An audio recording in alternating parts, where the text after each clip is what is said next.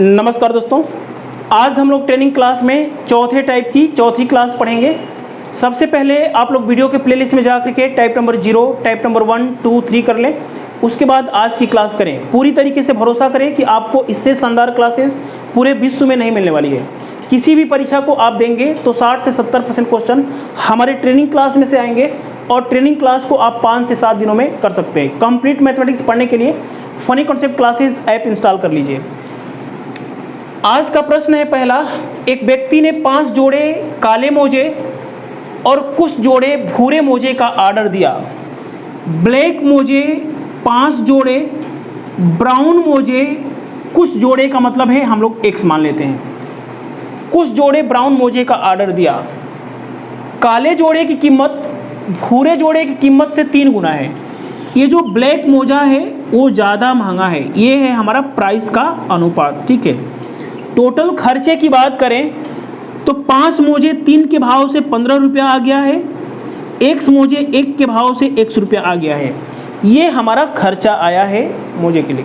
लेकिन गलती क्या हुई थी क्लर्क से? क्लर्क ने क्या किया था, गलती से किया था कि बिल बनाते समय ब्राउन मोजे को ब्लैक की जगह पे कर दिया था और ब्लैक मोजे को वह ब्राउन के पलट दिया था। बिल बनाते समय क्लर्क ने काले और भूरे जोड़ों की संख्या आपस में बदल दिया, यानी x वाला ब्राउन ब्लैक की जगह पे कर दिया और 5 इधर कर दिया। प्राइस तो उतना ही लगाया होगा, 3 गुना ही लगाया होगा, है ना। तो जो अब नया खर्च आया है 3x + 5 आया है, आपस में बदल दिया, जिसके कारण बिल 100% बढ़ गया। देखिए, ये है पुराना बिल और ये है नया बिल। जो नया बिल है पुराने बिल की तुलना में महंगा है। बिल 100% बढ़ गया, ये महंगा है। पुराना बिल से ये 100% महंगा है, 100% बढ़ गया। किसी भी संख्या में 100% जोड़ने का मतलब है कि वह संख्या 2 गुना हो जाती है, और जैसे ही 2 गुना पुराने प्राइस को 2 गुना करेंगे तो नए प्राइस की बराबरी कर लेगा। ट्रेनिंग क्लास के पहले टाइप को याद कीजिए। मैंने बताया था कि किसी भी संख्या में उसी संख्या का 100% जोड़ेंगे तो जो संख्या होती है, हमने बता दिया है, फिर से बता देता हूँ। 100 कम 100 और 100 200 बटा 100, इस 0 से 0 कट गया, संख्या क्या हो गई? 2 गुना हो गई, है ना। किसी भी संख्या में 100% बढ़ाने का मतलब है कि संख्या अपने आप का 2 गुना हो जाती है। तो जैसे ही 2 गुना करेंगे तो ये बिल की प्राप्ति इस बिल की बराबरी कर लेगा। 15 दूनी 30 प्लस 2x बराबर 3x प्लस 5। देखिए, 2x को उधर भेजेंगे तो x और 5 इधर आएगा तो 30 में से घट जाएगा, यानी भूरे मोजे की जो संख्या थी वो 25 थी। x क्या था? भूरे मोजों की संख्या थी, जिसकी वैल्यू आ गई है 25। तो आपने देखा कि किसी भी संख्या में 100% बढ़ाने का मतलब होता है कि वह संख्या अपने आप का 2 गुना हो जाती है। और यही तो हमने पढ़ाया हूँ इस टाइप में कि किसी भी संख्या में 10% बढ़ाने का मतलब 110% हो जाती है। किसी भी संख्या में 500% बढ़ाने का मतलब है 600% हो जाती है। आप लोग पहली क्लास को करें। आइए देखते हैं दूसरा प्रश्न। देखिए, क्वेश्चन है दूसरा, एक भिन्न के अंश में 220% तथा हर में 150% बढ़ाने से परिणामी भिन्न 4/5 हो जाती है। मूल भिन्न बताएं। देखिए, हम कॉन्सेप्ट से चलना चाहते हैं, जल्दीबाजी ना करिए। जैसे आप कॉन्सेप्ट सीख जाएंगे क्वेश्चन आसान हो जाएगा। माना कि भिन्न का अंश जो है x है और जो हर है y है। अंश में बढ़ाना चाहते हैं 220%। हमने पहली क्लास में बताया है कि 220% किसी भी संख्या में बढ़ाएंगे तो 320% हो जाता है। किसी भी संख्या में 150% बढ़ाएंगे, हर में 150% बढ़ाया गया है तो ये हो जाएगा 250%। तब जाके परिणामी भिन्न जो आई है वो 4/5 आई है। जो परिणामी भिन्न आया है 4/5 आई है। कैसे आई है? जब आप अंश में 220% बढ़ाए हैं, हर में 150% बढ़ाए हैं। ये 0 से 0 चाहें तो काट सकते हैं आप। एक्स और वाई निकालना चाहते हैं तो 4/5 को ऐसे ही रहने दीजिए। ये 32/25 बटे में आएगा या बटे में आएगा 25/32, तो उलट करके गुणा में जाएगा।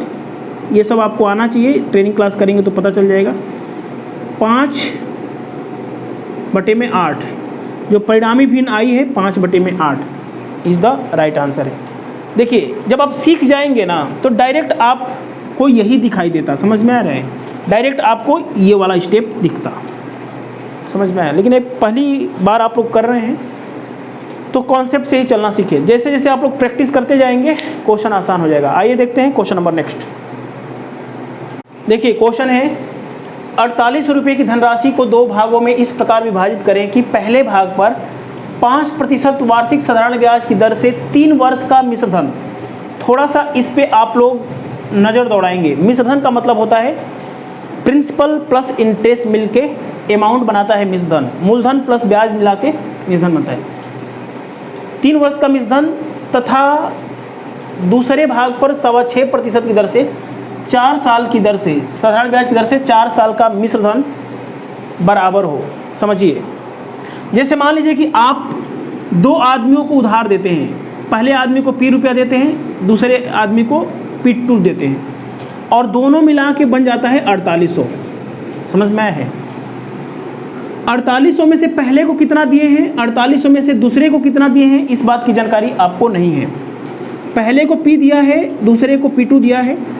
क्वेश्चन है कि 5% की दर से 3 साल का ब्याज कितना लेंगे, 15% लेंगे, और 6.25% की दर से 4 साल का ब्याज कितना लेंगे, 4 साल का ब्याज कितना लेंगे, 25% लेंगे। तो कहना चाहता है क्वेश्चन कि इसमें यदि आप ब्याज जोड़े 15% तो मिश्रधन कितना बनेगा, 115% बनेगा ना। और दूसरे पर 25% ब्याज जोड़ेंगे तो मिश्रधन कितना बनेगा, P2 बन जाएगा 125%।